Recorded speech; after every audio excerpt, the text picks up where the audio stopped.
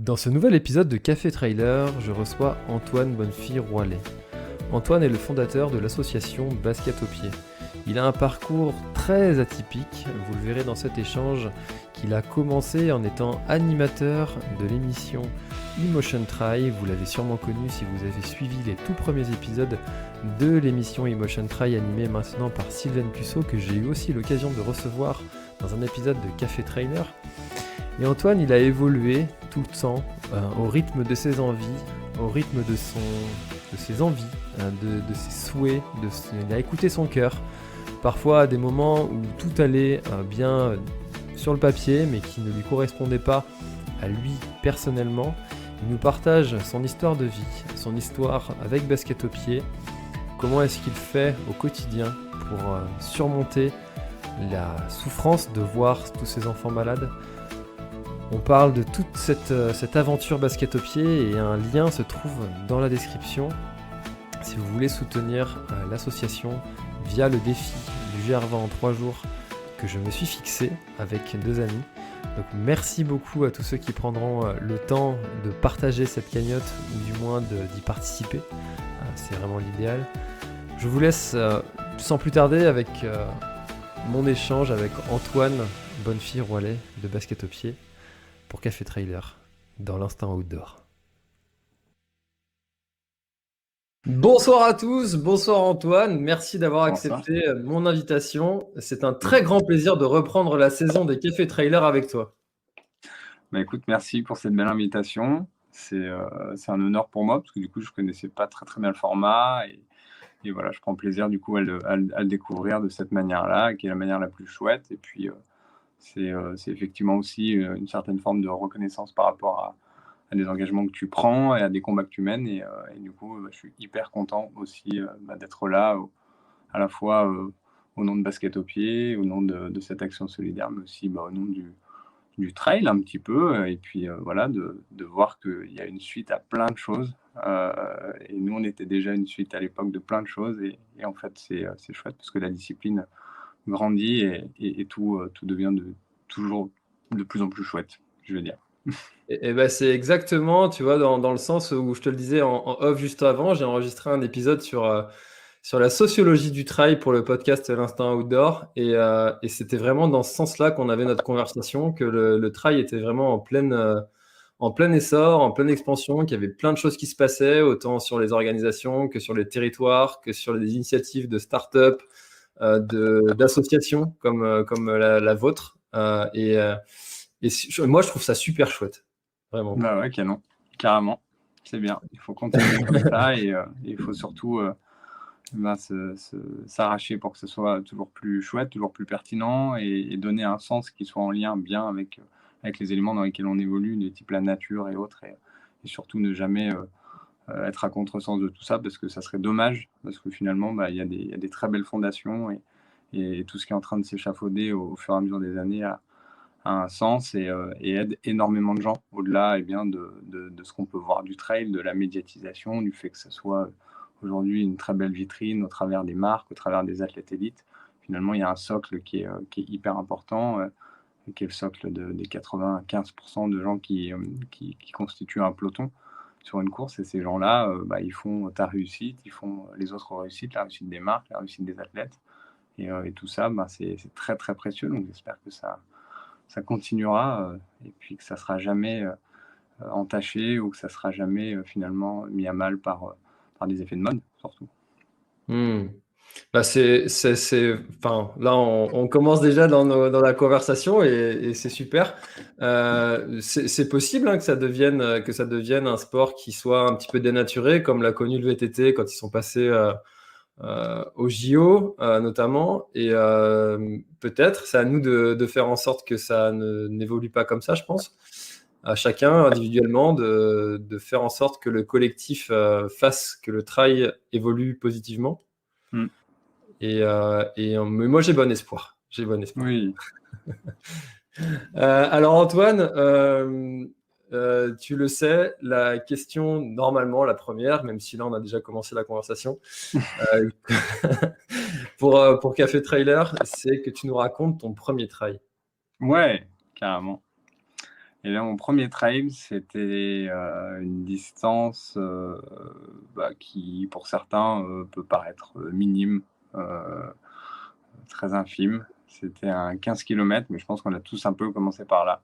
Il y Mmh. en a qui ont commencé sur du 5, du 10, voilà, moi je courais un petit peu, à l'époque, à Paris.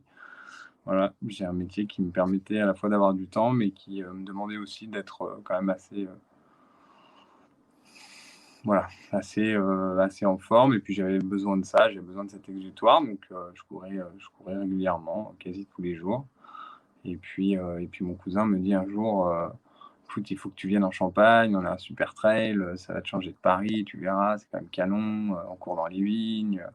Et donc c'était le trail de la montagne de Reims, et voilà, et c'était un super trail. Il n'existe plus aujourd'hui malheureusement. Je crois que l'organisation a abdiqué, et c'est bien triste parce que finalement, voilà, ça a laissé des chouettes souvenirs chez moi. Et puis, moi j'ai une partie de ma famille qui est en Champagne, donc du coup c'était assez cool de courir dans les vignes, et puis de découvrir finalement, à la fois le dossard, découvrir un peu l'effort, un peu plus soutenu que ce que j'avais l'habitude de faire en courant à Paris. Et puis voilà, puis ça a été, comme je pense toutes les premières courses, un calvaire. Ça a été très dur, c'était très long, surtout la fin. Et voilà, j'ai passé la ligne d'arrivée, je me suis dit: comme tout le monde, plus jamais. Et puis, finalement, comme tout le monde ou presque, je me suis dit: «Allez, pourquoi pas?» La course d'après, et puis voilà, ça s'est enchaîné. C'est vrai que c'est quelque chose qu'on retrouve chez énormément de coureurs, ça, le plus jamais, et puis en fait, on n'arrête plus jamais. Et ouais, c'est clair. Et du coup, toi, suite à ça, tu t'es dit, bon là, juste après, tu as eu le plus jamais, mais tu t'es dit, ouais, en fait, il faut que je continue. Et qu'est-ce qui t'a plu en fait dans cette discipline? Il faut continuer, je pense que c'est presque un peu une évidence quand tu as un certain attrait, à la nature parce que tu as grandi dedans, quand tu as un certain attrait à l'effort, et voilà, je pense que le corps, en fait, est finalement assez amnésique parce que pendant la course, tu souffres, et tu sais plus comment faire pour mettre un pied devant l'autre. Et puis derrière, il y a cette faculté un peu à lisser l'ardoise, à mettre un coup d'éponge, et à se dire: finalement, c'était canon. Et je pense qu'en fait, je suis pas médecin, mais je pense que c'est en lien avec tout ce qu'on peut, avoir en nous de naturel, mais aussi de presque très chimique, parce qu'on a plein de choses, plein d'endorphines, plein d'adrénaline, et toutes ces substances, qui sont produites par notre corps, par notre cerveau, nous traversent, nous transpercent un peu. Et puis comme toute addiction, on a envie d'y retourner. Et surtout, dans certains contextes, d'évolution professionnelle, et cetera. On a des besoins, en fait, des besoins d'exutoire, des besoins de souffler, des besoins de se dépasser aussi. Et puis je pense que c'est un peu la grande histoire du trail. Je pense que c'est un peu la grande histoire de l'ultra-distance. C'est des gens qui, à la fois, sont passionnés effectivement du décor, du théâtre un peu dans lequel ça se passe, mais sont surtout aussi passionnés voilà, de leur corps, de cette façon qu'il a de pouvoir repousser certaines limites, et puis de ce besoin que la société a aujourd'hui, voilà, de souffler, de voir autre chose, de se dépasser, de prouver aussi à tout un chacun autour de soi qu'on est capable de faire d'autres choses que professionnellement parlant. Et tout ça mis bout à bout, en fait, ça crée l'alchimie du trail. Et c'est presque un peu sadomaso, non? C'est peut-être pas le mot, mais donc voilà. Ouais, c'est vrai que ce toujours plus où on va rechercher comme ça le bout de ses limites, jusqu'à vraiment de la souffrance, hein, parce que sur les Clairement. trails longs, on peut souffrir pendant longtemps, comme son nom l'indique, c'est long. Et toi, est-ce que tu as eu cette envie d'aller vers l'allongement des distances, ou tu es plutôt un coureur qui aime aller vite, pas longtemps? C'est quoi ton profil? Qu'est-ce qui t'a attiré plutôt? Moi, ce qui m'a attiré, en fait, c'est l'envie de vivre des choses qui, à la fois, pouvaient me permettre de pousser des portes. J'ai toujours été,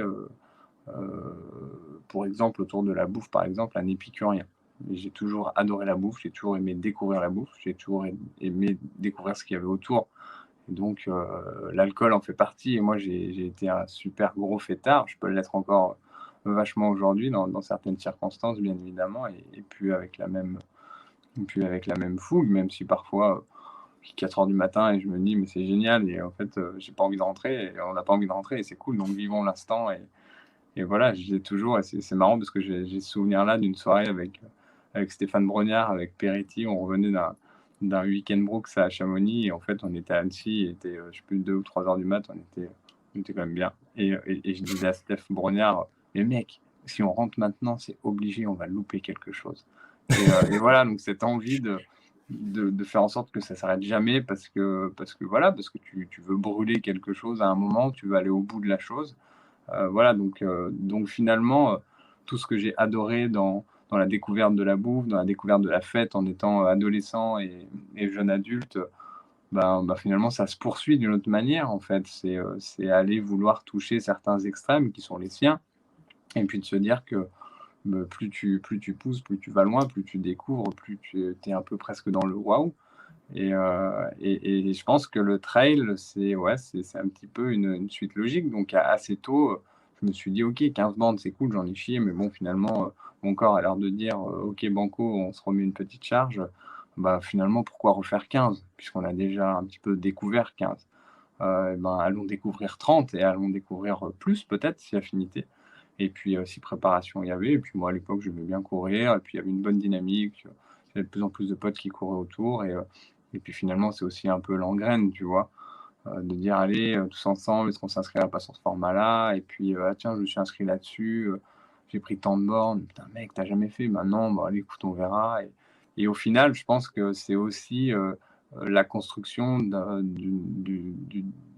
de formes d'amitié différentes autour du sport. On quitte un peu finalement à un instant T, de ce qu'on a adoré, dans la bringue, dans la jeunesse et cetera et puis on essaie finalement de se ranger, mais on se range pas tellement parce que je suis pas sûr qu'un ultra trail, soit aussi bon qu'une bringue ou voire même meilleur pour la santé, voilà. Peut-être qu'on voit plus de choses dans un ultra que dans une soirée, où au final on finit un peu amnésique, mais en tout cas, voilà, je pense que ça appartient à des profils de personnes et j'ai toujours considéré que la vie pouvait s'arrêter à n'importe quel moment. On le voit tous les jours dans toutes les familles.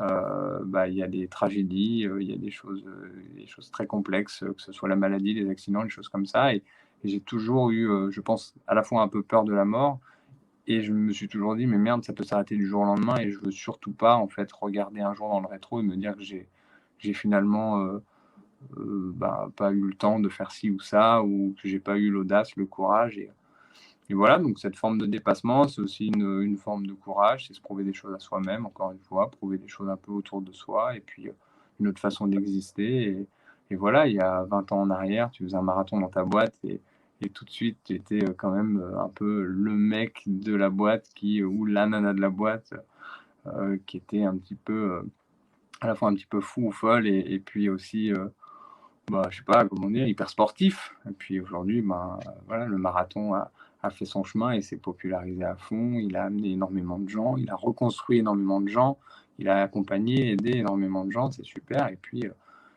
voilà, puis ces gens-là, il y en a certains qui ont évolué et puis le toujours plus, voilà, les a amenés à l'ultra. Mais c'est de la même façon que peut-être, d'une autre façon, je commence à boire un coup l'apéro une fois et puis je deviens malheureusement, presque alcoolique. Ça pourrait être, une autre histoire dans un même contexte. Peut-être que je commence par fumer une cigarette et puis je finis par me défoncer à bien d'autres choses, beaucoup plus fortes et beaucoup plus voilà, je pense que c'est l'escalade d'une découverte et si ton corps, et ton esprit, sont dans cette poursuite de l'escalade, voilà, il faut avoir la tête sur les épaules parce que sinon ça peut mal finir. Mais encore une fois, c'est des univers, des mondes, des planètes, que certains ont besoin d'explorer et puis au bout d'un moment, quand on en a fait le tour, voilà, on devient des adultes et être adulte, ça peut arriver tard. Il y en a encore qui courent beaucoup, je pense à un Lucas Papi par exemple que tu connais très bien où je me dis: Peut-être qu'il n'a pas encore atteint le stade d'adulte, peut-être qu'il n'a pas envie d'atteindre le stade d'adulte, que dans sa tête, c'est encore un grand enfant qui a envie de s'amuser, de découvrir, d'explorer. Et les trailers sont des grands explorateurs. Et voilà, l'exploration, ça passe par le corps, ça passe par l'esprit. Et peut-être qu'avant le trail, il y avait d'autres choses, et peut-être qu'après le trail, il y aura d'autres choses aussi, en espérant qu'elles soient bonnes pour la santé, en tout cas, ça c'est sûr. C'est vrai que pour aller courir dans la boue, on a tous quand même une sacrée part d'enfant en nous qui est indéniable. Et tu parlais d'oser aller affronter ses envies, ça demandait du courage. Parce qu'il y en a plein en fait des gens qui là peut-être qui nous écoutent, qui nous regardent, qui se disent mais moi j'ai toujours eu envie de faire ça dans ma vie, mais j'ose pas, j'ai pas le courage. Qu'est-ce qui fait que selon toi certaines personnes ont le courage et pourquoi toi tu as eu le courage d'y aller faire les projets que tu avais envie? Qu'est-ce qui a fait qu'il y avait cet élément déclencheur? Encore une fois, je pense que ça tient alors à un seul mot qui n'est pas forcément la meilleure des définitions quand on le sort du point de vue gastronomique, mais le fait d'être épicurien, en fait, d'aimer la curiosité, en fait. Et je le dis souvent aux gens autour de moi, et j'ai la chance aussi d'enseigner un petit peu dans une école de commerce de temps en temps, et je dis toujours aux élèves, mais soyez curieux, en fait, parce que finalement, à la fin de l'année, vous allez sortir avec le même diplôme dans la même ville, vous allez postuler aux mêmes boîtes. Donc demain, il va falloir que vous fassiez la différence, certes, mais il va falloir que vous soyez curieux. Parce que pour faire la différence, il faut être curieux. Et au-delà de la différence, la curiosité, je pense que ça peut être un très vilain défaut, mais je pense que c'est surtout une très belle qualité. Parce que finalement, c'est comme ça qu'on se nourrit. Et donc de là, effectivement, je pense qu'il faut être curieux, et une curiosité en amène à une autre, et puis ainsi de suite. Donc il y a ça, et puis il y a aussi ce fait qu'aujourd'hui, on traverse des choses qui ne sont pas forcément très simples. On vit dans une société qui est parfois un petit peu fracturée, un peu déséquilibrée sur certains points. Et voilà, c'est triste. Alors même s'il faut tout pour faire un monde, on aimerait quand même que ce monde-là puisse vivre ensemble et se respecter, et puis construire des choses qui ont du sens, des choses un peu plus équilibrées. Bon voilà, et ça c'est pour moi hyper, hyper, hyper important de se dire qu'aujourd'hui, eh bien, il faut se dire que la vie, on n'en a qu'une, que ça va très très vite, et que pour ça, si on veut être sûr de ne rien louper, voilà, faut ouvrir des portes, il faut être, encore une fois, il faut être curieux, il faut essayer, il faut sortir de sa zone de confort. Et puis voilà, on ne vous demande pas de passer de 10 km à 170, on ne vous demande pas de passer d'une cigarette à une trace de cocaïne, ou on ne vous demande pas de passer d'un verre de champagne à 3 litres de bière par jour. On vous dit juste que voilà, il y a un juste milieu, et que ce juste milieu, il vous appartient. Ça, c'est pour moi, je pense, une grande partie de ce qu'on est, de l'affirmation, de nos convictions, et puis de dire voilà, j'ai un moment l'audace voilà, d'aller ailleurs, de voir autrement. Et les réseaux sociaux, peut-être qu'ils ont ça de bon, c'est de pouvoir aujourd'hui stimuler ce qui sommeille dans n'importe quel être humain, c'est le sentiment de curiosité. Et quand on swipe tous les jours sur Instagram, ou qu'on mate des vidéos sur YouTube jusqu'à arriver à la planète Trail, par exemple, eh bien, c'est un sentiment de curiosité qui est premièrement assouvi, et puis qui sera forcément reconduit derrière, parce que moi, je pense que c'est des choses qui font du bien au corps et à l'esprit, et donc il faut surtout pas s'en priver. Ouais. C'est sûr que sur le sujet des réseaux sociaux, c'est souvent décrié. Maintenant, moi, je suis convaincu qu'il y a énormément de choses positives de ces réseaux sociaux-là. C'est toujours pareil. En fait, le réseau social, c'est un outil. Un marteau, si tu l'utilises pour le mettre dans la tronche de ton voisin, c'est pas quelque chose de sympa. Par contre, si tu veux planter un clou, c'est super simple, c'est super sympa. Donc un réseau social, si tu veux partager dans la bienveillance et puis sincèrement avec les autres, ça peut que être quelque chose de cool en fait. Et puis ça du coup amène des gens à se dire bah tiens, si lui il a eu ce parcours et qu'il y est arrivé, pourquoi pas moi? Et peut-être Ouais, qu'on n'aurait jamais rencontré cette personne-là autrement que par les réseaux sociaux. c'est sûr, les réseaux sociaux ont aussi cette faculté de mettre en lumière des profils hyper différents et très hétéroclites, et ce qui fait que chacun peut aujourd'hui y trouver un peu son compte. Je pense que les réseaux sociaux, ils ont aussi quelque chose de très bon, c'est qu'ils peuvent inspirer. Voilà, inspirer si la personne qui est de l'autre côté est dans une certaine forme de justesse, et aujourd'hui c'est très compliqué d'être dans une certaine forme de justesse. Euh, Tout un chacun, 100% des gens aujourd'hui ne sont pas toujours dans une forme de justesse. Moi, je n'ai pas toujours été dans une forme de justesse. On fait des choses parfois qui nous plaisent et puis d'autres qui nous déplaisent un peu moins.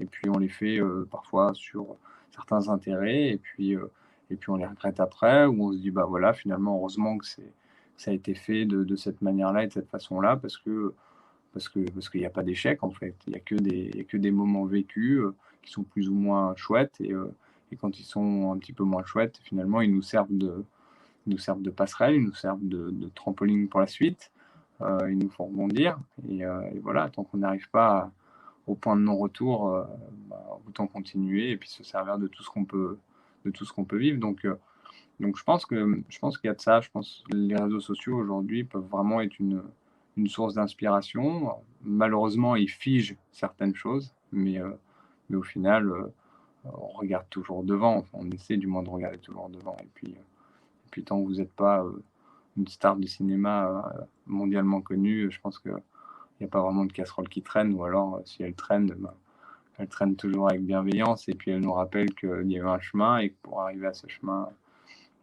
pour arriver là où on en arrive aujourd'hui, bah, ce chemin il a été un petit peu semé d'embûches, mais finalement c'est que du positif, c'est comme ça que les hommes se construisent. Donc voilà, et puis il faut avoir l'audace d'y aller, l'intelligence de l'analyser, et puis surtout le recul voilà, de l'accepter, puis de continuer à construire encore et toujours, et puis c'est devant que ça se passe, quoi.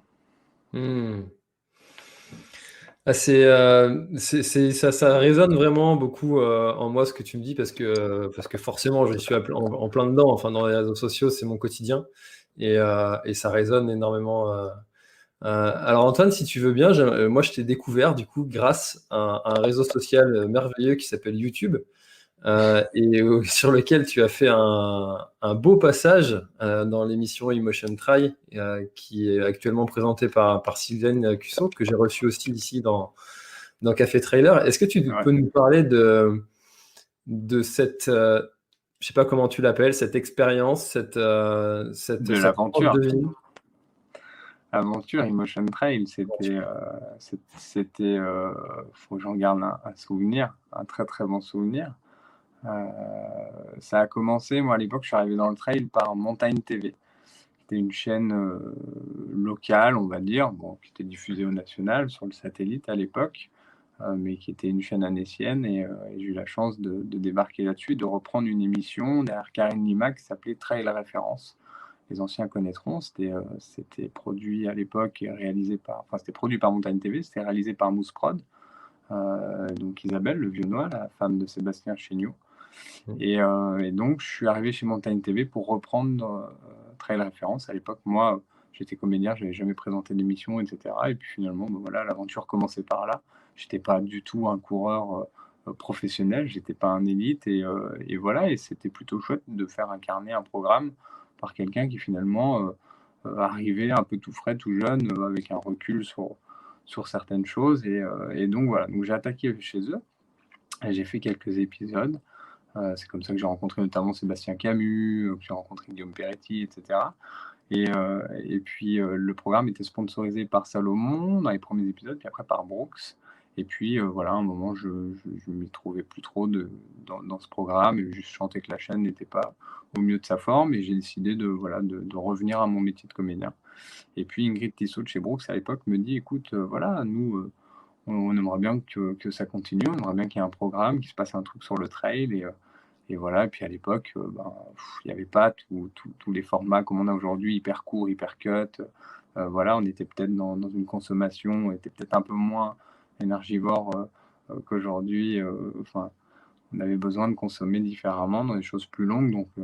Donc voilà, donc j'ai un petit peu réfléchi, à des idées, encore une fois, j'étais pas présentateur, j'étais pas tout seul, j'étais pas auteur, on n'était pas producteur, on savait rien faire de nos 2 mains trop dans ce métier-là et puis moi, j'avais bossé un petit peu avec Alabama. Donc à l'époque, je les contacte et je dis: «Bah, écoutez les gars, voilà, il y a une marque, qui montre un intérêt de quelque chose. Voilà, moi je crois que je sais rien faire de mes 10 doigts dans ce sens-là, mais vous, vous avez déjà une première réponse, vous avez les caméras, on a la passion».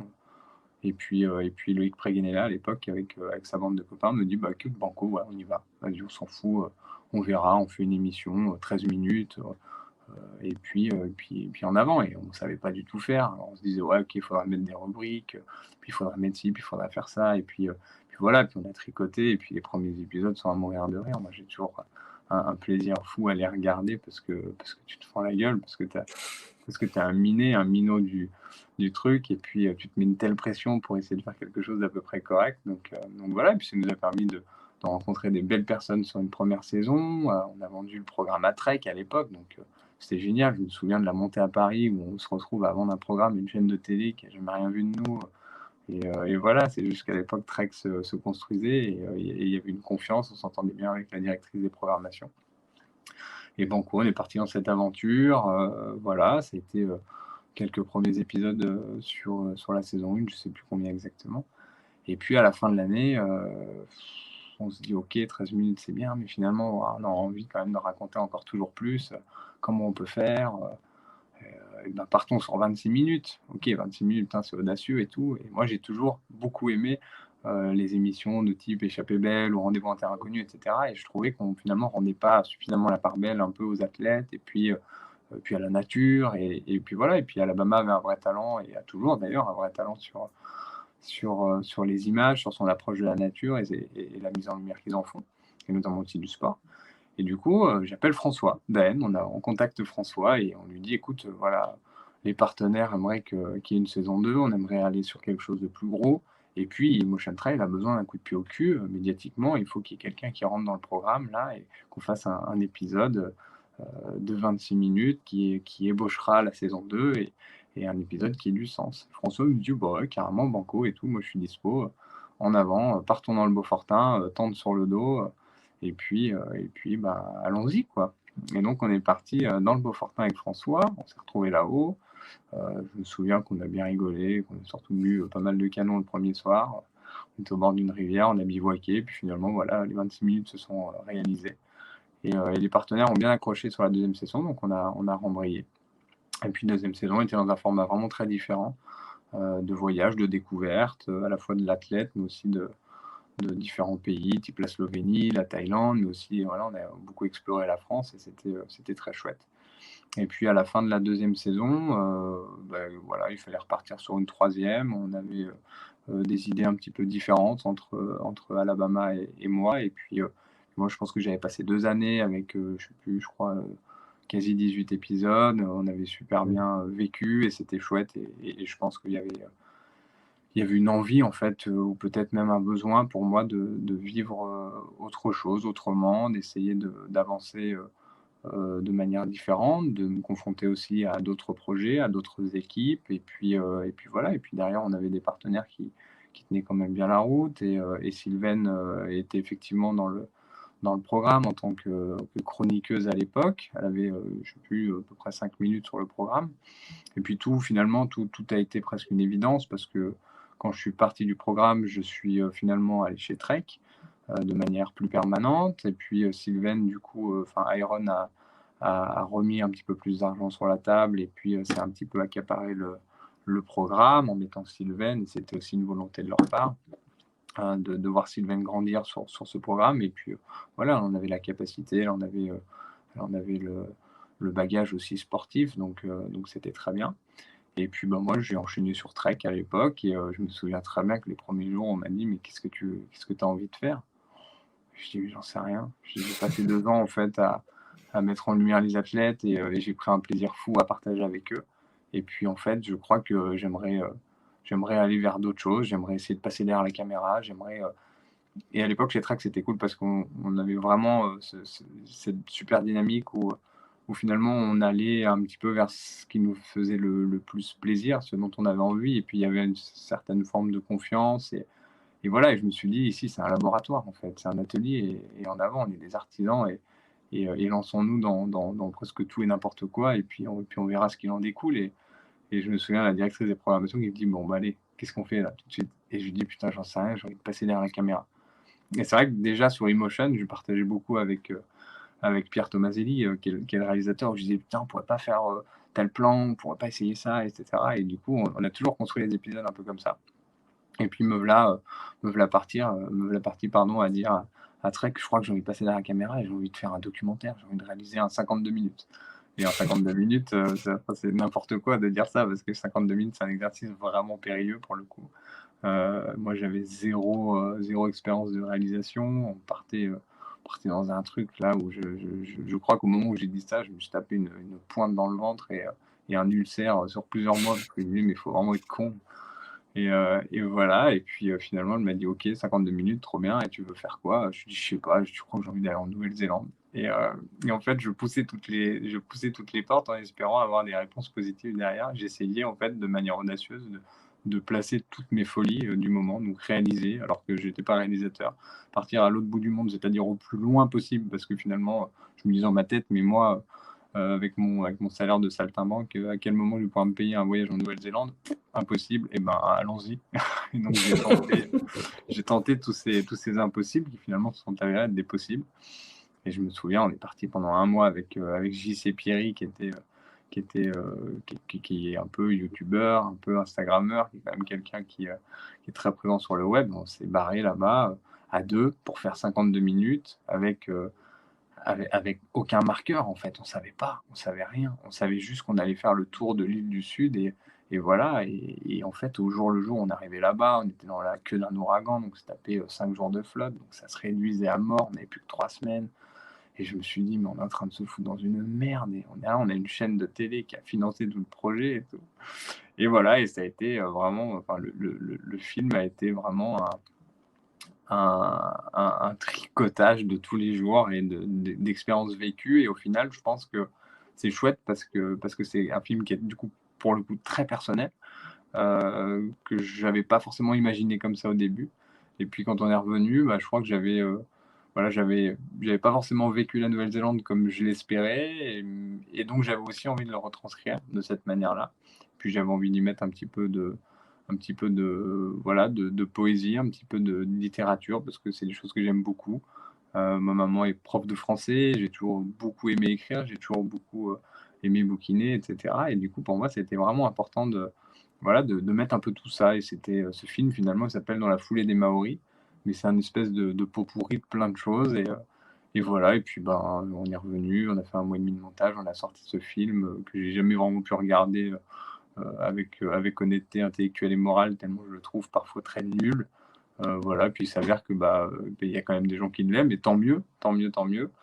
Voilà et puis après, ça a été le début d'autre chose, on m'a dit: «OK, super, le film, trop bien, bon, bah, allez, banco, on le diffuse, qu'est-ce que tu as envie de faire d'autre?» et en fait, ça s'arrêtait jamais et du coup, je lui dis: «Bah, je sais pas, tiens, mon rêve, c'est de faire la Diagonale des Fous» et puis la Diagonale des Fous, on en a fait un programme qui s'appelle, Objectif Trail, je crois Mmh. et qui est à mon avis, pour moi, l'un des programmes les plus pourris qu'on a jamais fait.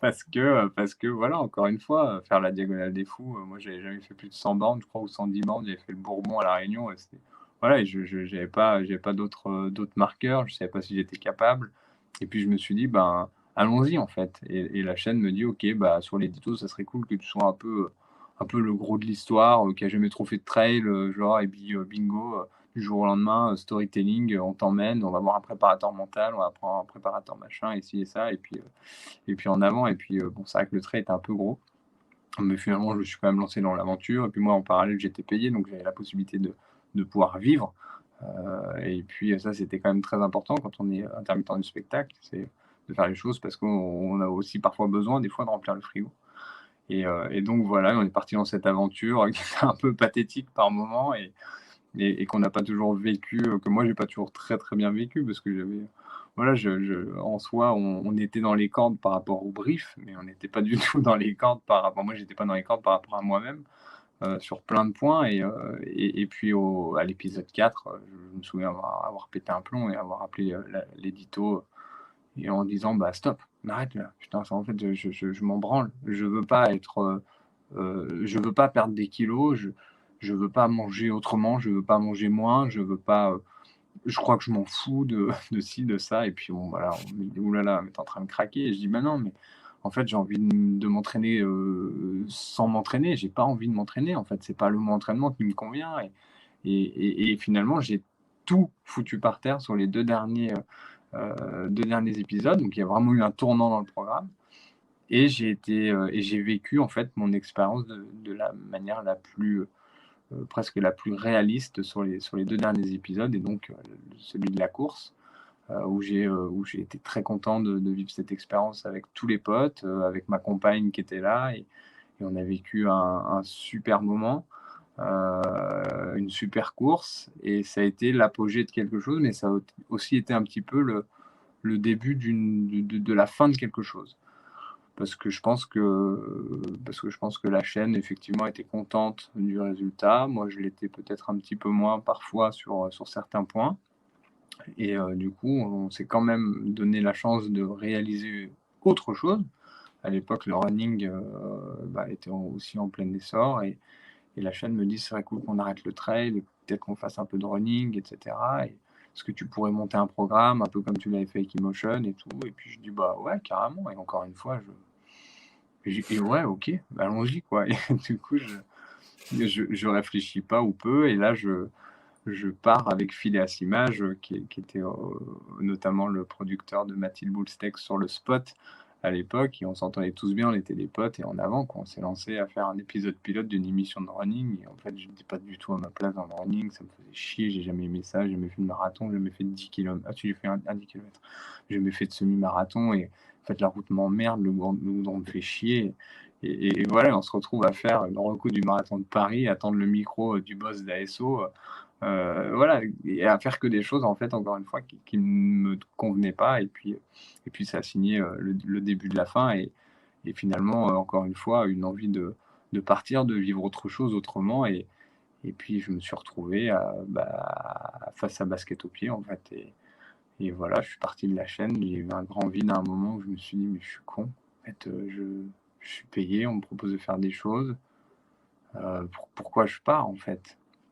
Bah parce que j'ai juste envie d'être honnête avec moi-même, et de dire, bah mec, arrête quoi, fais des choses qui te conviennent, fais des choses qui te plaisent, et puis crée à toi, pour toi, d'abord, parce que c'est un peu comme le bouddhisme, si tu es bien avec toi-même, tu seras bien avec les autres, et voilà, et donc un espèce de recentrage. Et ce recentrage, je le voulais aussi beaucoup plus solidaire, parce que ça faisait des années que j'accompagnais en parallèle le Rire Médecin, qui est une association qui accompagne de clowns, pardon, clowns professionnels qui accompagnent les enfants en service hospitalier. Et donc voilà, j'ai eu cette curiosité à un moment de me tourner vers le Rire Médecin et de me dire bah, qu'est-ce que je peux faire. Et donc j'ai fait beaucoup d'immersions avec les clowns. Et puis moi je suis pas un clown, donc je n'ai pas eu envie de m'investir en tant que clown ou Rire Médecin, mais en tout cas j'ai compris qui ils étaient, j'ai compris avec quoi ils allaient à l'hôpital, face à qui. J'ai compris que c'était des gens qui ne pouvaient pas être faux, qui ne pouvaient pas être à côté de la plaque. Et en fait, ça m'a beaucoup plu à un moment de me dire, peut-être que c'est un recadrage, c'est un moment où tu te remets un peu en face de toi-même, et en fait, tu vas surtout te confronter à autre chose, à d'autres difficultés pour d'autres personnes. Et en fait, ben voilà, de là, tu triches plus. T'atteins ce format de justesse, et tu te rends compte que tu n'étais pas forcément dans la justesse avant. Et voilà, et puis bah, l'aventure Basket au pied, ça fait 3 ans, et puis bah, tu la connais maintenant. Alors Antoine, merci pour cette belle présentation, ce bel historique. On a revécu un peu tout le tracé, Ouais. et tout le cheminement jusqu'à Basket au pied. Et en tout cas, je vois dans les commentaires que le film, dans la foulée des Maoris, a plu. Donc, même si toi, trop gentils. voilà. Même si toi, tu trouves qu'il n'est pas parfait, mais en tout cas, il a plu, et ça se dit, parce que les gens le disent là dans les commentaires. Moi, j'ai une question pour toi, Antoine, avant qu'on parte sur basket au pied. Dans ton discours, on entend beaucoup parler de ton cercle de proches, autant amical que familial. Comment est-ce qu'ils ont réagi à ces changements, à ces chamboulements que tu opérais à chaque fois en disant, bah, là, ça me correspond pas, je plaque sans forcément savoir où je vais. Quel était leur discours? Ben, je pense que j'ai eu la chance d'être éduqué par des parents intelligents. Alors, attention, hein, je pèse mes mots. Logiquement, presque tous les parents sont intelligents, en tout cas j'espère. Et, j'espère que vous avez cet œil-là sur vos parents. Et j'ai surtout grandi dans une famille où finalement on a toujours été très libre de faire ce qu'on avait envie de faire et il n'y a jamais eu réellement trop de jugement. Je pense que ça a surtout été parfois, oui, peut-être des peurs, des craintes, mais on a toujours eu, entre guillemets, un petit peu cette liberté. Et le premier gros changement, en fait, il a été au moment où, à 25 ans, je bossais dans une boîte d'informatique à Annecy et j'étais complètement à côté de la plaque parce que je vendais du matos informatique dans des entreprises et je pense que c'était je sais pas, moi l'informatique ça fait déjà 10 et bref, donc là j'étais à côté de la plaque, mais ça faisait 5 ans. Et ça se passait hyper bien, je gagnais très bien ma vie, j'avais un appart, une compagne, etc. Et tout était chouette et rodé. Et puis à un moment, j'ai ouvert les yeux, je me suis dit, mais merde, et je reviens encore sur ce truc de dire, mais putain, bordel, j'ai qu'une vie et qu'est-ce que je fais là? Je vais quand même pas crever ici à Annecy à vendre des PC dans des boîtes, etc. Donc bref. Et du jour au lendemain, j'ai décidé de devenir comédien. Mais ça venait de nulle part. Personne n'est comédien dans ma famille. Et je pense que j'ai eu un besoin d'exploser, d'exister autrement, dans quelque chose d'un peu fou, de me faire peur, de sortir de ma zone de confort et de me dire, à partir de maintenant, je fais un choix et ça va être la merde. Et ça va être génial, parce que plus c'est la merde et plus c'est génial. Et vous êtes tous trailers, vous avez tous choisi de vous foutre les pieds dans la merde, et c'est parce que c'est génial. Et donc, donc voilà, et en soi, à 25 ans, je quitte tout mon boulot, etc. Je pars à Lyon faire une école de théâtre. Et je me souviens de mon père qui prend l'avion, qui vient me voir, il habite à l'étranger. Et il vient me voir, il me dit, mais qu'est-ce qui se passe? Et je lui dis, bah, je sais pas, j'en sais rien. Je lui dis, en fait, je crois que j'ai envie d'autre chose, autrement. Et voilà, donc depuis mes 25 ans, je suis parti dans une aventure qui est quand même liée à l'audiovisuel. Et donc ça, aujourd'hui, il y a une colonne vertébrale depuis plus de 10 ans maintenant qui est là et qui vit au travers de ça. Donc finalement, j'ai opéré des changements dans cette même colonne vertébrale, mais finalement, tout est quand même relativement assez proche. Hmm. Et en tant que comédien, j'ai eu la chance de faire plein de projets différents. Et je pense que c'est ce qui m'a toujours animé. Et je dis toujours aux gens, mais moi, je me lève le matin, c'est jamais pareil. Et en fait, en 2 secondes, je fais le lien avec basket au pied. J'ai la chance de naviguer dans tous les hôpitaux de France, là, et il n'y a pas une chambre avec un seul gamin qui est pareil ou qui est similaire à un autre enfant que j'ai pu voir. Ils ont des pathologies qui sont parfois similaires, mais tout le monde est très différent. Et en fait, c'est ça, c'est cette différence et cette envie un peu de vivre tout le temps sur une ligne de crête avec d'un côté beaucoup de vide et de l'autre côté plein de roues-doudous avec qui j'aurais envie de faire des câlins. Et en fait, la vie, elle est contrastée de cette manière-là. Et il faut que à n'importe quel moment, je puisse aller me faire peur et à n'importe quel moment, je puisse aller retrouver un petit peu de confort et de bienveillance. Donc voilà, et mes parents ont toujours un peu accepté ça, dans le sens où je me suis toujours démerdé. J'ai jamais, voilà, je suis quelqu'un qui se débrouille et qui, une fois une idée en tête, a décidé de pousser et puis d'aller toujours plus loin. Et voilà, et tant qu'il n'y a pas de véritable engagement, je peux prendre la décision de passer à autre chose et de vivre encore ailleurs et autrement. Basket au pied, c'est pas le cas parce que j'ai un engagement, j'ai quelque chose à tenir et c'est pas un pari avec moi-même.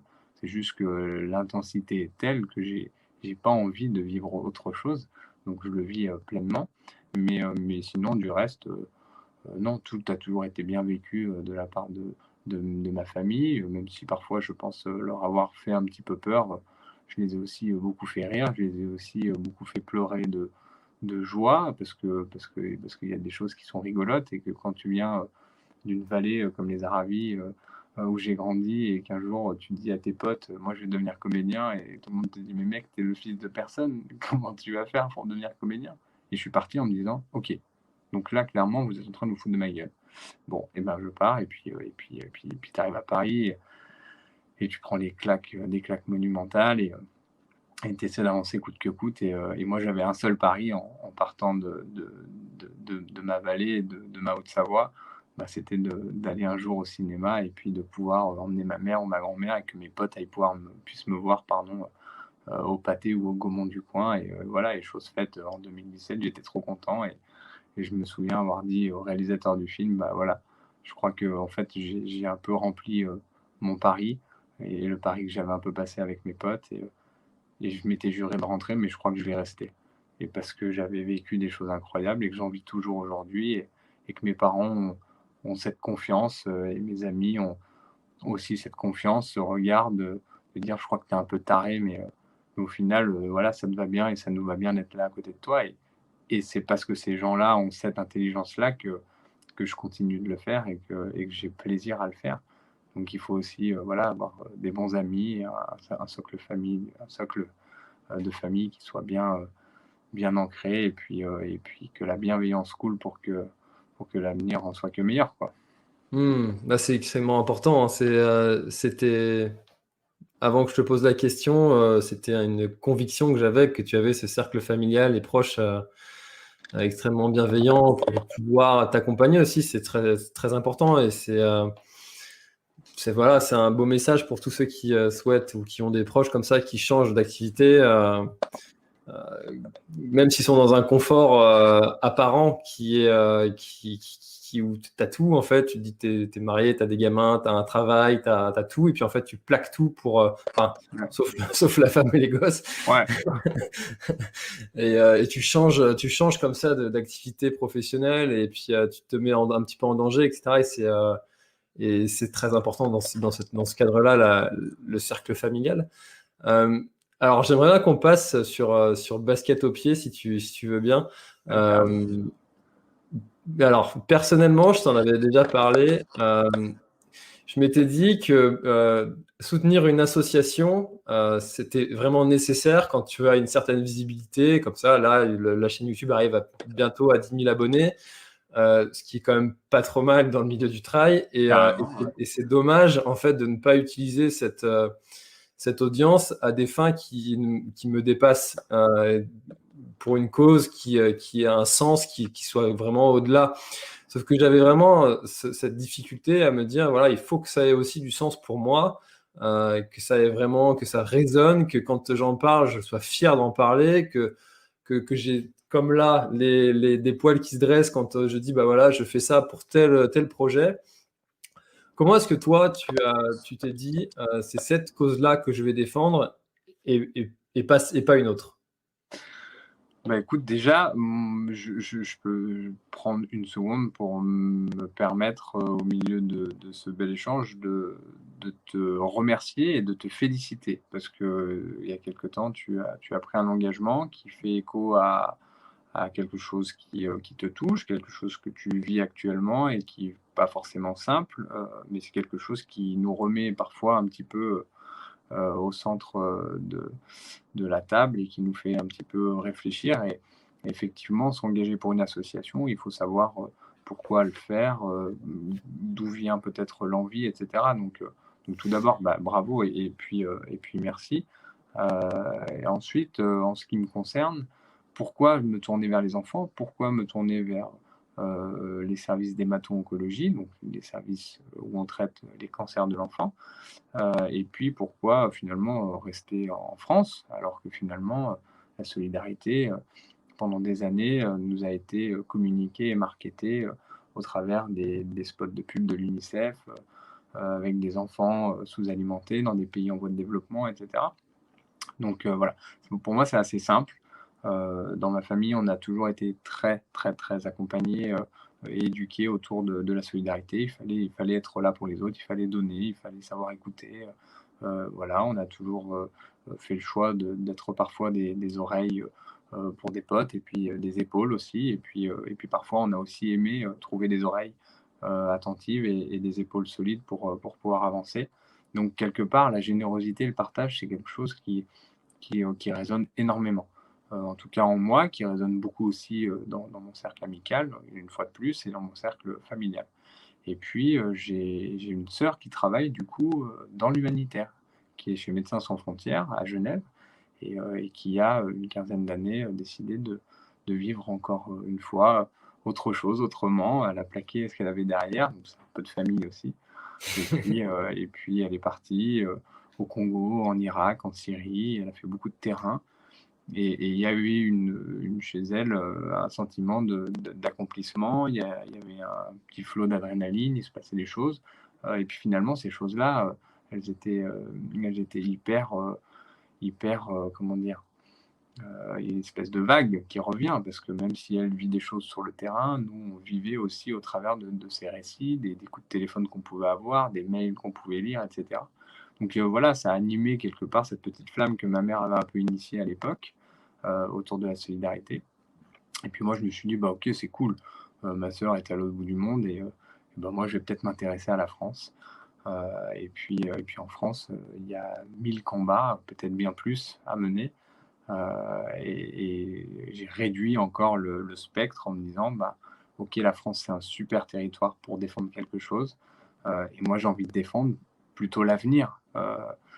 Et donc de là, bah, l'avenir, c'est les enfants et je me suis dit: «Si on veut construire, un monde meilleur, peut-être que ou un monde, nouveau, bah, peut-être qu'il faut qu'on prenne le temps de choyer, bah, ces enfants qui arrivent et qui parfois sont mis en difficulté par la maladie ou par, d'autres choses d'ailleurs et donc je me suis lancé, là-dedans, dans l'aventure avec notamment le Rire Médecin et au tout début, le Rire Médecin, c'était Emotion Trail parce que j'avais, ébauché l'idée, au moment où on a construit le programme. J'ai dit: «Alabama, il faut que notre programme soit solidaire». «Ah ouais, pourquoi?» Bah, je lui dis: «Je sais pas, il faut qu'on aide une cause, un truc» et voilà et puis, bah, moi en tant que comédien, je me disais: «Putain, c'est quand même cool, quoi». Il y a des clowns qui sont payés, qui font leur intermittence, qui ont donné un sens supplémentaire à ce jeu, à cette comédie, à ce métier, et en allant faire rire des enfants et voilà et on s'est accroché au Rire Médecin. On est devenus quand même très copains avec l'association, que je salue, par ailleurs et que je respecte énormément et puis voilà, le jour où on a décidé de créer Basket au pied, on a eu cette chance de pouvoir faire beaucoup d'immersions avec les clowns dans les services de cancérologie et je pense que ça amène, aussi, ça ramène aussi à finalement à plein de choses vis-à-vis du trail. C'est-à-dire, pourquoi aller dans un service de cancérologie? Pourquoi faire la diagonale des fous? Bah, peut-être qu'il y a aussi ça, il y a un challenge, il y a, un challenge en tout cas, ça renferme un challenge, c'est-à-dire une maladie, incertaine, un combat à mener. Cet enfant ne peut pas le mener seul et c'est une alchimie, très complexe qui va permettre aujourd'hui, eh ben, à l'enfant d'être, accompagné dans les meilleures dispositions et aujourd'hui, la médecine et la science n'ont pas toutes les réponses et les associations, comme les autres, mais comme la nôtre, eh bien, ont leur mot à dire et ont une place dans le parcours de soins et plus le parcours de soins et on va dire, agrémenté de bien-être, et de soulagement, d'apaisement et plus, il se passe sous les meilleurs auspices et donc possiblement, conditionne une guérison. Donc je pense qu'il y avait ce challenge-là et puis le second, c'est de se dire, derrière ces murs, derrière ces portes de chambre, il y a une injustice, et l'injustice et ça amène chez moi un sentiment un peu de haine en fait, de dire: «Mais merde, mais à quel moment ces gamins ils ont demandé ça? Ils ont pas demandé ça» et voilà et puis se sentir privilégié et puis se dire aussi que j'ai eu la chance de grandir sans encombre, j'ai eu la chance de grandir en milieu, naturel, dans les montagnes, qu'il y avait des choses belles à voir, des belles choses à sentir, à écouter et puis, le trail a poursuivi cette 1re découverte, naturelle et m'a amené à, en fait, à me sentir libre et eux n'ont pas de liberté, donc il fallait aussi, eh bien, essayer de retranscrire ce sentiment, d'une certaine façon. Donc en faisant basket au pied, on s'est dit: «Voilà, c'est un point sur une feuille, on va faire passer, tout ce qu'on aime, tout ce qui nous fait kiffer, tout ce qui nous fait vibrer, tout ce qui nous fait peur» et en fait, ben, c'est le trail, c'est la course à pied, c'est la nature, Et puis tout ça, on l'a fait passer par un seul et même point. On a fait converger toutes ces passions et puis, on était une bande de quelques copains et on avait envie de vivre, cette aventure ensemble et puis on s'est lancé et on est retourné voir ces gamins, qui sont nos voisins, qui sont issus, de familles comme, vous et moi, qui sont, parfois très proches parce que dans votre entourage, vous êtes forcément touchés indirectement et voilà et donc bah, donner un sens supplémentaire et puis créer quelque chose qui n'existait pas, et qui n'existe toujours pas. Donc d'ailleurs, si quelqu'un a envie de se lancer, c'est le moment parce qu'on en chie un peu et qu'on a beaucoup de demandes donc voilà, ce avis à la population, s'il y a quelqu'un qui veut créer une asso d'accompagnement d'enfants, grâce à la VR et à la nature, on est preneur. Mais voilà, en tout cas, c'est vraiment c'est le rassemblement de toutes ces choses, qui ont permis, et qui ont suscité aussi cette envie de, voilà, de vivre, bah, cette expérience non loin de chez nous, dans des hôpitaux, dans lesquels on traite les cancers. Voilà.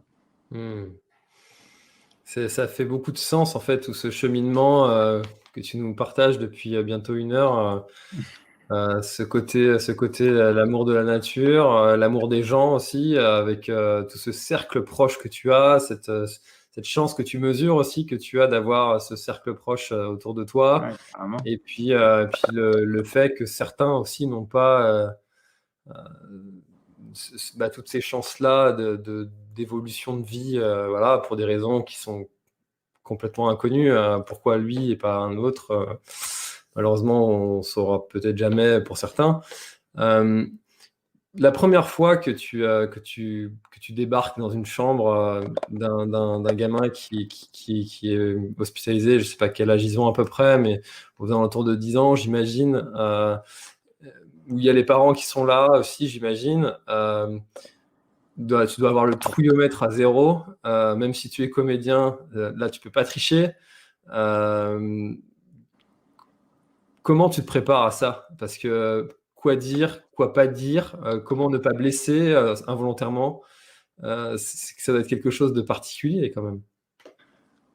Ouais, c'est très, très particulier, je le raconte, je crois dans le dernier article de blog, qu'on peut retrouver sur le site de Basket au Pied. On essaie de tenir un petit journal avec quelques récits, quelques interviews, quelques témoignages et je m'en souviens, effectivement de cette première chambre, de ce premier enfant. C'était une enfant et en fait, j'étais hyper partagé.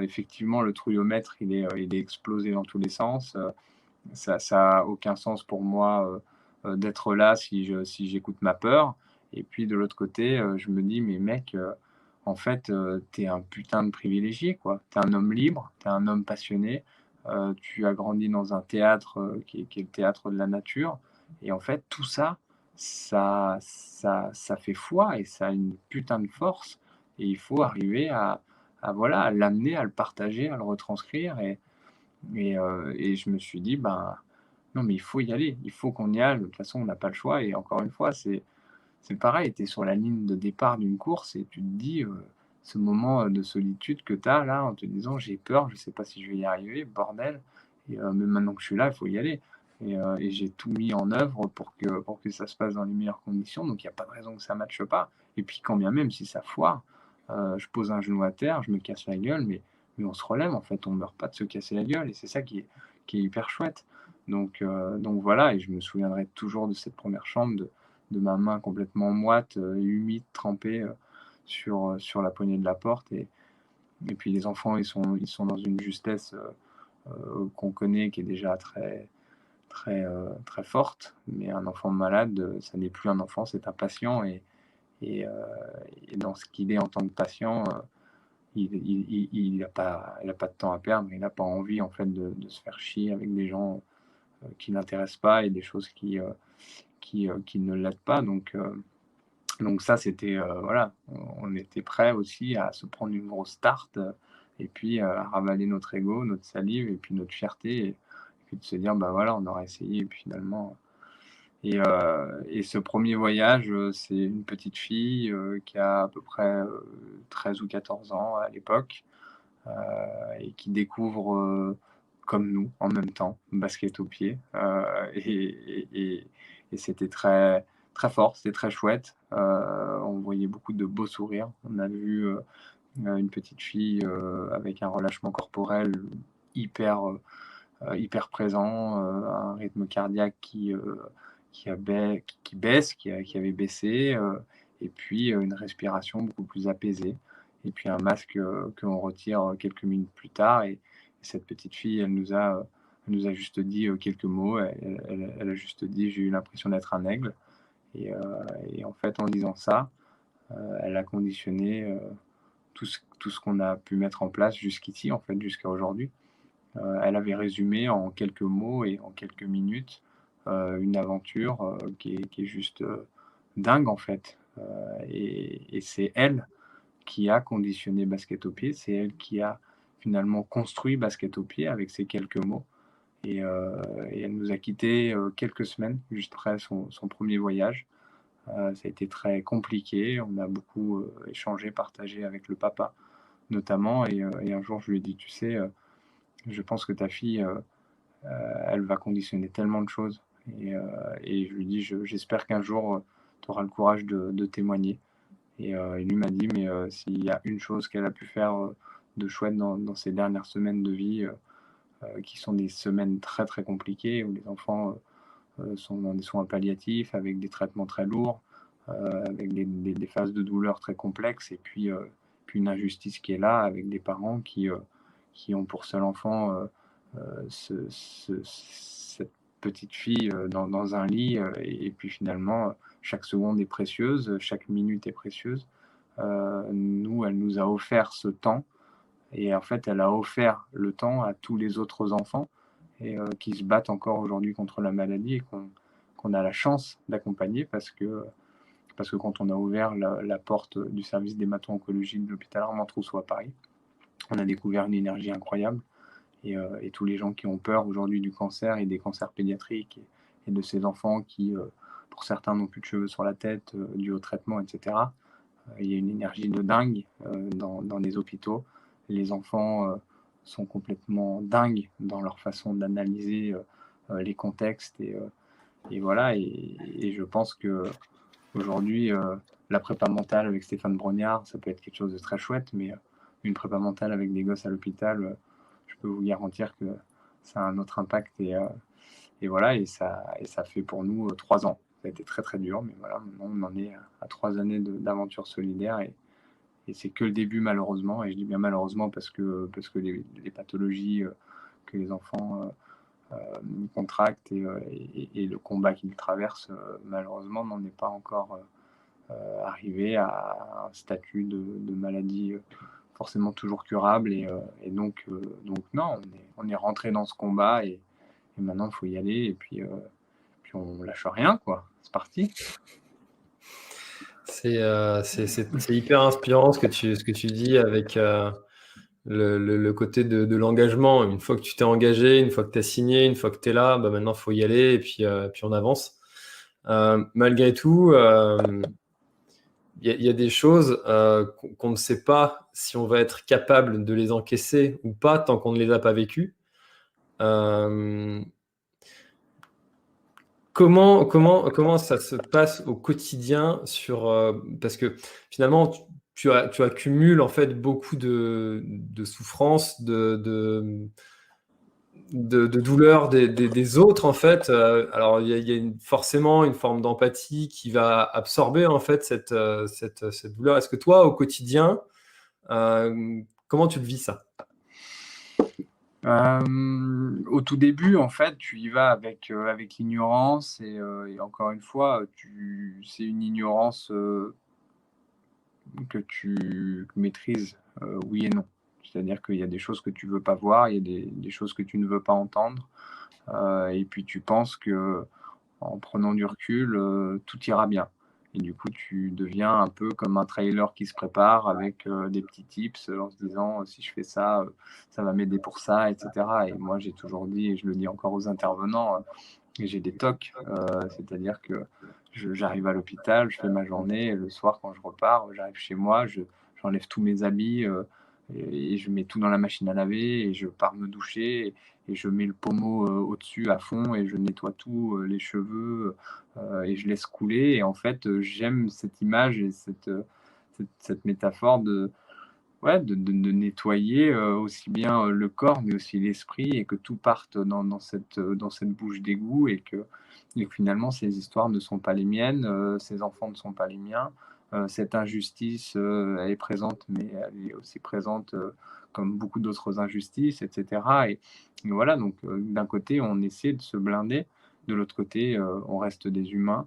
Je me souviens d'une longue discussion que j'avais eue avec un psychiatre, qu'on connaissait à l'époque et qui m'avait dit: «Tu sais, Antoine, on a un disque dur, par tête de pipe et heu et ce disque dur-là, tu peux pas trop le vider ou tu penses que tu le vides, mais tu le vides pas et par contre, tu lui en mets, tu lui en mets, tu lui en mets et puis un jour il te saute au nez» et il dit: «Moi, j'ai été psychiatre toute ma vie et à 60 ans, bah, j'ai eu besoin à un moment, d'un coup d'un seul, de me lever de mon bureau et puis, de fermer à clé et de dire: "Voilà, terminé" et donc il dit: «Là, j'ai réussi à faire un reset» mais voilà donc bien évidemment qu'on est touché en tant qu'humain de voir ça, que les images sont violentes, que les contextes sont injustes, que parfois c'est très compliqué parce que notre champ d'intervention est très large, que quand on arrive sur un diagnostic, ben, c'est tout frais, c'est violent, c'est un impact, c'est un choc.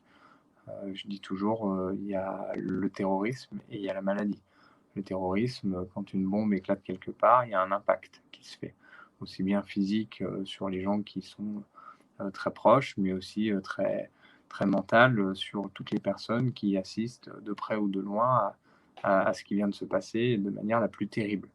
Heu, la maladie, c'est un peu pareil, dans une autre mesure, avec un impact, qui est un tout petit peu différent, mais quand un enfant est diagnostiqué, c'est un choc, très violent pour les parents, c'est un choc très violent pour l'enfant, mais aussi pour les frères et sœurs, mais aussi pour la famille, pour les copains de l'école, pour les collègues de travail et puis pour tous les gens qui vous disent un jour: «Oui, on a le collègue, untel, qui lui a son fils qui est atteint d'une leucémie, d'un cancer» et cetera. Donc quelque part, ça fait peur et donc c'est une forme de terrorisme. La maladie est une forme de terrorisme et donc ça, c'est très compliqué, à aborder et voilà, donc on pense qu'on est prêt, mais on ne l'est jamais et pendant 2 ans, chez Basket au pied, j'ai souvent fermé les yeux, j'ai souvent, essayé de ne pas écouter, j'ai souvent essayé de pas, de faire abstraction en fait de ce que je pouvais voir, entendre et j'avais qu'une seule,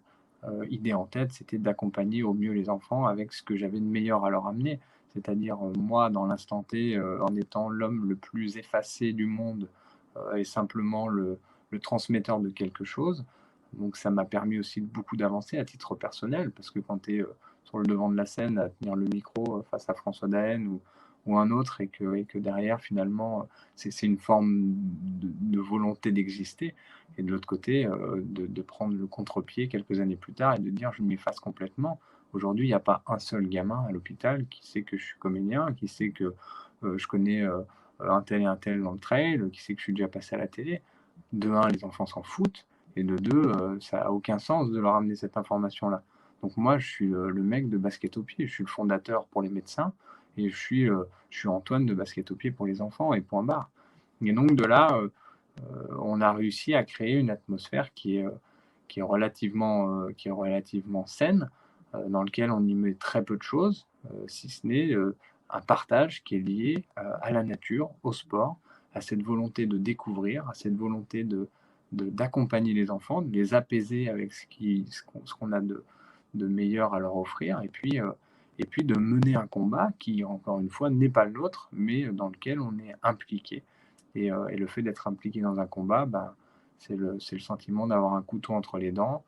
C'est viscéral, on dort pas la nuit des fois, nos journées sont rythmées, par ça et il y a quelques années, je pense que quand je me suis inscrit à la Diagonale des Fous ou à l'UTMB, bah, je bouffais UTMB, je dormais UTMB, je vivais UTMB et maintenant je dors basket au pied, je bouffe basket au pied et je suis complètement, obsédé par cette volonté de réussir quelque chose, qui nous a été offert et donné possible de faire. Donc Donc voilà, mais bien sûr, des fois, c'est dur. Je suis tombé plus d'une fois, dans les bras de ma compagne, qui peut-être en témoignera, un jour, je sais pas, mes amis le savent. J'ai pris des claques, voilà, le soir quand tu rentres de Paris, de l'hôpital, ou d'une autre ville et que tu rentres chez toi, tu es tout seul dans le train, bah, ouais, il m'est arrivé d'avoir la tête contre la vitre, du train, d'avoir des larmes qui coulent, des gens qui te regardent et qui savent finalement pas ce que tu vis, mais tu as pas envie de le partager et voilà, des moments difficiles, qui sont ramenés à des images, à des mots, à des choses, à des odeurs, à ce que finalement, est un être humain, mais là, avec un format d'injustice. Donc, bah, derrière, tu fais ton chemin et puis voilà.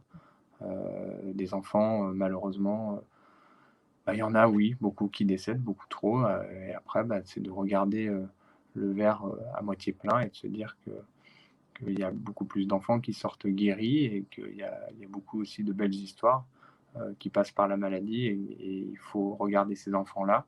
Il faut, être fier, d'avoir accompagné, certaines choses, certains moments et puis de l'autre côté de se dire: «Ben, pour les autres, on continue, pour les autres, on se bat, pour les autres, on construit et puis on n'a pas le droit de tomber» et puis le jour où vraiment on se casse la gueule et ben, le fait d'être entouré, de super potes, de personnes hyper engagées, plus cette association grandira, plus on sera, sur les réseaux, plus on aura la chance de rencontrer des gens formidables, qui auront toujours envie de s'engager toujours plus et voilà et on a aussi besoin de ces oreilles-là, de ces épaules-là et aujourd'hui la communauté de basket au pied, c'est un pilier, de voir que le soir, il y a des témoignages de gens qui ont couru avec un dossard solidaire, bah, c'est génial.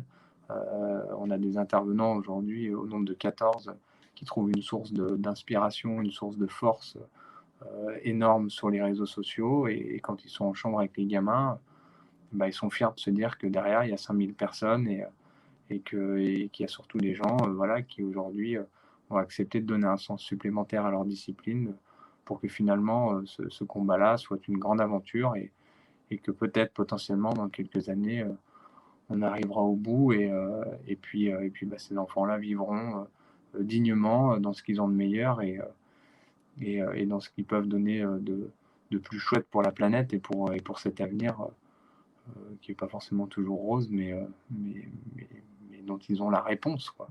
Voilà. Mmh. En tout cas, bravo, hein. Bravo de réussir à encaisser ça parce que, encore une fois, comme tu l'as dit tout à l'heure, pour l'avoir vécu, un petit peu, pendant une semaine aux urgences pédiatriques, en réanimation pédiatrique, d'avoir vécu, la détresse, humaine des morts infantiles, hein, voilà, je l'ai vécu, de réussir à accompagner ça, à vivre avec, bah, c'est quelque chose qui est pas donné à tout le monde. Je suis convaincu qu'il y a une part d'inné aussi, voilà, que tout le monde n'est pas fait pour encaisser ça. Et puis, ben, bravo à toi et puis à tous les intervenants aussi, hein, qui arrivent à l'encaisser. Et heureusement que vous êtes là et que vous le faites. Comment est-ce que tu... Alors, déjà, il y a une petite chose, hein, avant que je te pose ma dernière question. On n'a pas vraiment finalement parlé beaucoup du concept. Comment est-ce que ça fonctionne? Qu'est-ce que vous faites réellement dans les chambres? Comment ça se passe et qu'est-ce que vous montrez en fait à ces enfants? Et bien, en fait, c'est tout simple, Basket au pied, c'est un concept qui est unique, mais qui est hyper simple. Nous, on n'a rien inventé. On a récupéré des masques de réalité virtuelle à l'époque, et puis on y a glissé des images de nature pour vous prouver à quel point tout fait sens avec à la fois le parcours professionnel, etc. Euh, Basket au pied, c'est à un moment se dire qu'est-ce qui s'est passé de plus marquant dans ma vie. Ben, c'est le trail, c'est les aventures, c'est les voyages, toujours avec avec une paire de baskets au pied. Donc c'était déjà un super point de départ. Et puis de dire ben, comment je peux, moi, à un moment, lier ma passion, mon métier et finalement cette solidarité. Bah, c'est simple, ma passion c'est le trail, mon métier c'est l'audiovisuel et j'ai eu la chance de parcourir pas mal de pays dans le monde pour tourner des belles images Et toutes ces images sont notamment couplées avec des images aériennes de la nature. Et en fait, quand on connaît le travail des équipes dans l'audiovisuel, c'est des heures et des heures de rush qui au final constituent un programme très court et avalé en quelques minutes sur le web Mm. par les internautes. Et en fait, c'est un peu frustrant de se dire merde, c'est déjà passé à la trappe. Donc, donc l'idée, c'était de récupérer ces images aériennes, de donner un second souffle au travail de nos équipes, qui est formidable, et puis de dire ces images-là, elles vont servir ailleurs autrement, et elles vont aider. Elles vont aider ces enfants qui se battent contre la maladie. Donc voilà, donc aujourd'hui, le concept de basket au pied, il est simple. On accompagne le quotidien des enfants hospitalisés qui traversent un cancer, donc dans des services d'hémato-oncologie pédiatrique, et on soulage les soins. C'est-à-dire qu'aujourd'hui, il y a une grosse partie de notre activité au quotidien qui est liée à l'accompagnement des médecins et des soignants dans la réalisation de soins comme des ponctions lombaires, comme des myélogrammes, comme des poses de sondes nasogastriques, des poses de voies veineuses, des prises de sang, tout un tas de soins qui sont douloureux, qui sont anxiogènes et qui mettent à mal ou peuvent complètement faire basculer un parcours de soins. Et voilà, et le fait de les accompagner en leur faisant découvrir la nature vue du ciel, un petit peu comme dans les yeux d'un oiseau, eh bien, à la fois, ça leur amène du bien-être, mais ça réduit aussi considérablement la douleur. Ça réduit le temps d'intervention des soignants et des médecins, et ça réduit aussi la médication. Et ça, c'est très important parce qu'aujourd'hui, un enfant qui traverse une maladie comme une leucémie ou autre, c'est un enfant qui suit un protocole de soins, qui suit un protocole de traitement. Ces traitements sont très lourds et tous les traitements annexes qui sont là dans la réduction, qui interviennent dans la réduction de l'anxiété, du stress ou de la douleur, euh, sont des traitements qui n'ont pas forcément lieu d'être là, présents, et qui peuvent aussi mettre à mal eh bien, la force de l'enfant dans son combat. Et donc voilà, si on peut réduire cette médication par des choses simples, c'est-à-dire immerger un enfant dans un contexte naturel, eh bien c'est tout bénef pour les médecins, tout bénef pour les soignants, tout bénef pour l'enfant surtout. Et puis nous, on est content parce que finalement, on est passé d'une aventure où on accompagnait simplement les enfants quotidiennement à leur faire découvrir la nature vue du ciel, plein de pays différents, de leur faire de l'immersion en ski, en parachute, en speed riding, en wingsuit, etc. Et bien, on est passé à accompagner les équipes médicales et à se retrouver dans des réunions, à statuer sur, voilà, sur l'état de santé des enfants et comment on peut les aider au mieux. Donc Basket au pied a aujourd'hui pris cette place-là en 3 ans, et c'était pas ce qu'on souhaitait, c'était pas ce qu'on voulait. Mais aujourd'hui, on est très fiers de le faire parce que finalement, c'est aussi une certaine forme de reconnaissance du milieu médical qui nous dit aujourd'hui on n'a pas les réponses tout le temps. La science, c'est un fait. La nature, c'est autre chose. La médecine, c'est encore autre chose. Et en fait, voilà, parfois on n'a pas les réponses.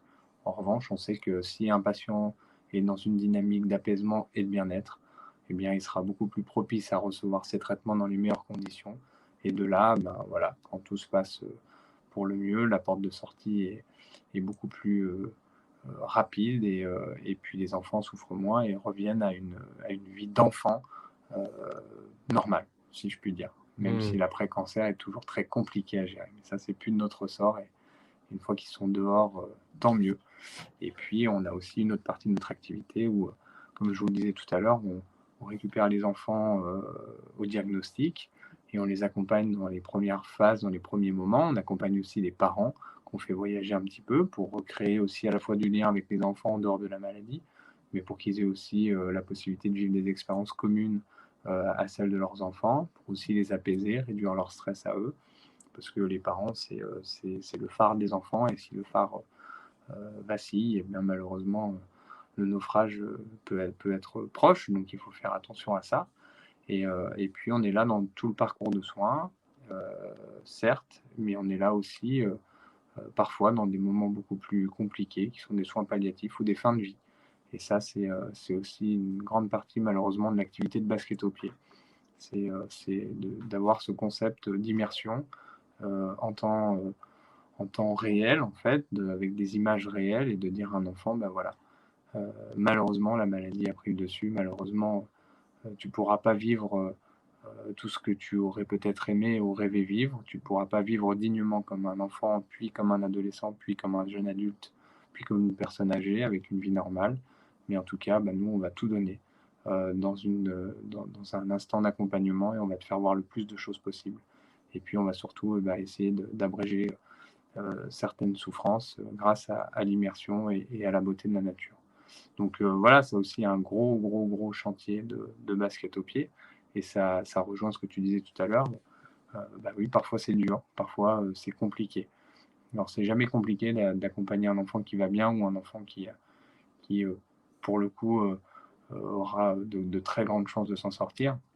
En revanche, accompagner un enfant qui malheureusement ne pourra pas sortir parce que la maladie a pris le dessus, c'est très très compliqué, mais ça fait partie de notre engagement et ça fait partie d'une suite illogique, mais à laquelle on doit se tenir parce que quand tu accompagnes un enfant, tu peux pas lui dire à un moment, écoute mec, je peux plus rien pour toi en fait, donc bah, je te laisse terminer ce qu'il y a à terminer dans certaines conditions. Bah non, si un enfant a besoin de nous, et si un enfant a envie de nous voir et de nous avoir dans ces derniers instants, eh bien on est là et on le fait régulièrement. Et quand ça se termine comme ça, malheureusement, on se dit que oui, c'est triste, mais voilà, on se dit aussi un petit peu comme les soignants et les médecins, on a été au bout, on a donné tout ce qui était possible de lui donner. Et le sentiment de satisfaction, il est grisé, c'est sûr, mais on ne pouvait rien faire. Donc voilà, on a donné tout ce qu'on pouvait donner. Et c'est aussi ce qui donne beaucoup de corps, de profondeur, de coffre à basket au pied. C'est tout ce qu'on vit là et qui en fait finalement parfois nous met des grandes claques, mais c'est aussi comme ça qu'on se forge et c'est aussi comme ça qu'on est meilleur et qu'on avance aux côtés des médecins, et ce qui nous amène voilà, à vivre une expérience qui est un peu inédite, quoi. Voilà. En tout cas, il y a cette capacité qui est souvent là chez les trailers, hein, cette capacité à rebondir qui est extrêmement présente chez toi, où on voit que en fait rien ne se passe comme c'était prévu à l'origine. On l'a vu sur ton film en Nouvelle-Zélande, où ça s'est pas passé comme prévu. Objectif Try, bon, ça s'est pas vraiment passé comme prévu. Il y a eu un changement de programme. Là, tu dis que tu n'avais pas anticipé que tu allais devenir un vrai soutien de l'équipe soignante. Mais toujours cette capacité à s'adapter, à rebondir, à répondre présent. Et ça aussi, c'est une vraie compétence, je pense, qu'ont les trailers et qu'on doit développer, de cette capacité à savoir s'adapter à ce qu'on vit à l'instant présent. Et je pense que le trail permet ça, et c'est en ça aussi qu'on fait un sacré putain de beau sport. Et ouais, hein, c'est un sport qui te remet un petit peu, sur tes deux pieds, sur tes deux jambes, et qui fait de toi un homme avec un grand H, hein. Je parle pas pour vous, messieurs, je parle pour tout le monde. C'est un sport qui amène à l'humilité. Et, et il faut pousser les portes et il faut se dépasser et être curieux pour arriver à ce sentiment de satisfaction et ce sentiment d'avoir vécu des choses qui parfois sont complexes, mais voilà, qui nous rendent vivants. Et je dis toujours, pour qu'un cœur batte, il faut qu'il y ait des hauts et des bas. Et pour qu'une course soit belle, il faut qu'il y ait des montées et des descentes. Et le trail et ces petits zigzags comme ça et ce profil qui parfois vous angoisse, et heureusement qu'il est présent parce que c'est ce qui nous rend vivants et libres de tout si on en a l'envie, la curiosité et l'audace. Mais l'audace, c'est un truc en plus, c'est pas forcément indispensable. C'est l'ingrédient de plus. Voilà. En tout cas, Antoine, c'est vraiment encore une fois un très très grand plaisir d'aller faire ce GR20. On n'en a pas parlé, mais là c'est l'occasion sur la fin de notre échange. Carrément, La semaine prochaine, GR20 en 3 jours, justement, gros défi pour basket au pied. pour Euh, toi aussi. ouais, surtout pour moi en fait. Et c'est vraiment un grand plaisir d'associer ce défi qui est audacieux pour le coup. Plus ça va et plus je m'en rends compte. Et c'est vraiment un grand plaisir d'aller là-bas sur les sentiers corses pour basket au pied. Alors vous l'avez compris, tous ceux qui nous écoutent, qui nous regardent, tout cet engagement, ça demande des moyens forcément. Il faut former des gens, il faut payer du matériel, il faut se déplacer, ça demande forcément des moyens. Et du coup, il y a une cagnotte qui est associée à ce projet. Donc, si ça vous dit, si vous pouvez, si vous voulez, écoutez, n'hésitez pas à partager du moins à partager ou à participer à cette cagnotte. Elle sera dans la description de l'épisode et dans les commentaires de l'épisode aussi. Donc, si vous écoutez en podcast, ce sera aussi dans la description de l'épisode. Donc, n'hésitez pas à participer. Antoine, j'ai l'habitude de terminer les échanges avec toujours la même question. Qu'est-ce qu'on peut te souhaiter pour jusqu'à cette fin d'année ou pour la prochaine année dans un temps assez court? Qu'est-ce qu'on peut te souhaiter de meilleur? Et là, tu peux parler de ce que tu veux, pas forcément de trail, pas forcément de basket au pied. C'est ton moment, tu parles de ce que tu veux. Je ne sais pas si j'ai décidé de me souhaiter quelque chose de meilleur que la santé dans mon entourage proche, qu'il soit amical ou familial. Oui, je souhaite ça énormément. Je souhaite que tout le monde aille pour le mieux, qu'on sorte aussi de cette crise qui n'en finit pas et qui, je crois, a suffisamment fait de mal comme ça à tout point de vue. Je ne me souhaite pas de choses à moi personnellement, si ce n'est peut-être me donner le maximum de force, de courage encore, d'envie de partager parce que le partage amène à fédérer et que fédérer, c'est ce que tu fais avec la Planète Trail, c'est ce que tu viens de faire en parlant de cette cagnotte sur ce GR20. Je retiens pas forcément la cagnotte, je retiens le défi sportif que tu inities de manière solidaire aussi et qui est effectivement un grand exploit sportif et qui, je l'espère, déjà t'amènera à la concrétisation d'un projet personnel et puis accompagnera effectivement cet axe solidaire auquel tu tiens avec Basket au pied et sur lequel on te remercie profondément. Mais voilà, je pense qu'il faut qu'on se souhaite d'être solidaire, d'être à l'écoute, d'être dans le partage, dans la générosité. Basket au pied, c'est l'aventure de tous ceux qui décident de mettre les mains dedans, je le dis toujours. Donc voilà, que vous ayez de l'argent ou pas d'argent, là n'est pas la question. Bien évidemment, il faut qu'on fasse tourner la machine, mais à la limite, c'est pas de ça qu'on attend de vous. On attend juste que vous soyez attentif, que vous soyez conscient, que vous puissiez prendre des engagements chez nous ou dans d'autres assos pour la santé ou pour la planète. Et voilà, donc me souhaiter des choses à moi, non, souhaitons-nous du courage et l'envie de mener ce combat solidaire. Et puis voilà. Et puis du reste, surtout la santé. Oui, alors à la limite, on se souhaite à tous la santé et que tout aille bien, que tout aille mieux. Et puis qu'on se retrouve ailleurs, sur les sentiers, autrement, ou autour d'un verre, ou autour d'une bouffe, ou autour de je sais pas, d'un événement, tiens, de la Planète Trail, pourquoi pas. Un jour, chaque chose en son temps. Mais j'aimerais bien. Bah ouais, j'espère. Merci beaucoup Antoine pour ce Non, merci à bel toi. échange. C'était un très très bel épisode de reprise de la saison des Cafés Trailers. Merci beaucoup pour ce moment. Merci beaucoup aussi à tous ceux qui étaient connectés à nous écouter dans cet échange. qui sera disponible en podcast sur l'Instant Outdoor. Et merci beaucoup. Très très bonne soirée Antoine et bonne continuation dans ce beau projet Basket. Ouais. Merci à toi François.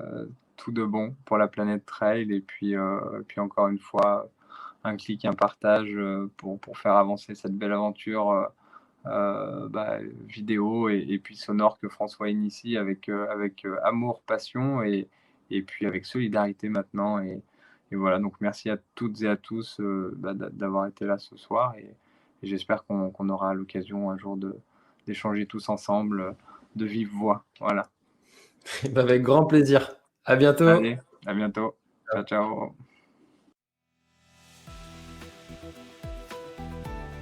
Merci d'avoir écouté cet épisode jusqu'au bout. J'espère que comme moi, vous avez eu des frissons à certains passages de cet enregistrement, de cette émission. C'était vraiment un épisode ultra inspirant. C'est un épisode qui nous amène à réfléchir sur notre propre situation personnelle. C'est un épisode qui, moi, me marque, qui me marquera. C'est un épisode qui opère un tournant dans ma pratique du trail, qui n'est pas seulement centré sur moi, sur ma propre performance.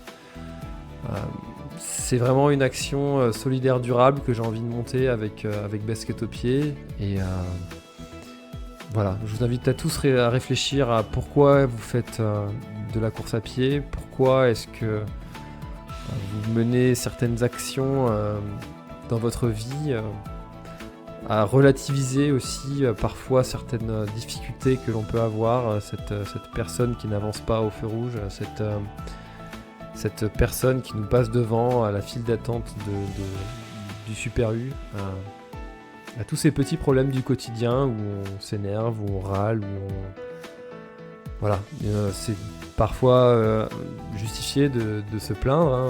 C'est pas parce que y a des gens qui n'ont pas de bras et pas de jambes que si on nous coupe un bras on n'a pas le droit de se plaindre. C'est pas ce que je suis en train de dire.